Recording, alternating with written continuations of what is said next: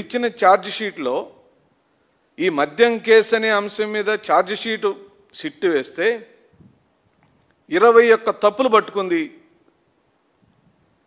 గౌరవ న్యాయస్థానం వారు. ఏమిటి ఈ తప్పుల తడకేమిటి? ఇలా లింకు చేస్తావు? ఫోన్ కాల్స్లో ఉన్న వాళ్ళందరినీ ఎలా తీసుకొస్తావు?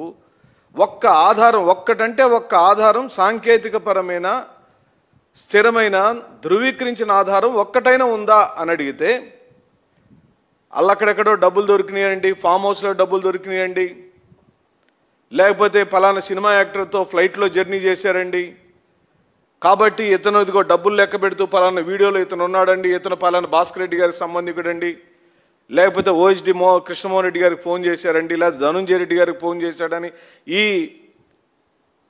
డొంక తిరుగుడు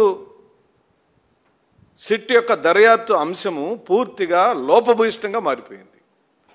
ఎక్కడ కూడా ఓ రాజకీయ పార్టీలో స్వయానా మాజీ ముఖ్యమంత్రి గారికి అత్యంత సన్నిహితుల మీద నువ్వు ఒక పోలీసు చర్య చేయబోయే ముందు, వారిని కస్టడీలోకి తీసుకోబోయే ముందు, 90 రోజుల పాటు వారిని జైల్లో పెట్టిన తదుపరి కూడా నువ్వు ఛార్జ్ షీట్ వేసే విషయంలో ఒక్క మారంటే ఒక్క చోటైనా కూడా ఓఎస్డి కృష్ణమోహన్ రెడ్డికి, ధనుంజయ రెడ్డికి, బాలాజీ గోవిందప్పకి ఇదిగో ఇక్కడ సంబంధం ఉందని నువ్వు నిరూపించగలిగావా? సిట్ అధికారులు మేము అడుగుతున్నాం.